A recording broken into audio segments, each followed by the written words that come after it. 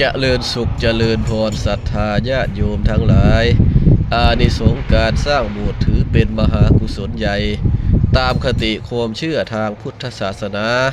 ส่งผลให้ผู้สร้างประสบความสำเร็จมีชีวิตเจริญรุ่งเรืองครอบครัวร่มเย็นเป็นสุขสมบูรณ์ด้วยทรัพย์สินเงินทองมีสติปัญญาดีสุขภาพแข็งแรงและได้อานิสงส์ข้ามภพข้ามชาติเนื่องจากเป็นวิหารทานที่พระสงฆ์ใช้ปฏิบัติสังฆกรรมสืบทอดอายุศาสนาการทำบุญสร้างโบสถ์ถือเป็นวิหารทานที่ได้บุญมากยิ่งกว่าการถวายสังฆทานทั่วไปเพราะเป็นสถานที่รับรองผู้มีบุญและสืบทอดพระพุทธศาสนาโดยอานิสงส์จะบังเกิดขึ้นแม้เพียงร่วมการทำบุญแม้เพียงเล็กน้อยก็ตาม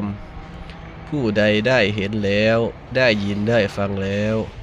ก็ขอให้ปราศจากทุกโศกโรคภัยและอันตรายใดๆทุกประการขอให้เจริญด้วยอายุวันนะสุขะภาละปฏิภาณธนสารสมบัติด้วยเถิดสาธุ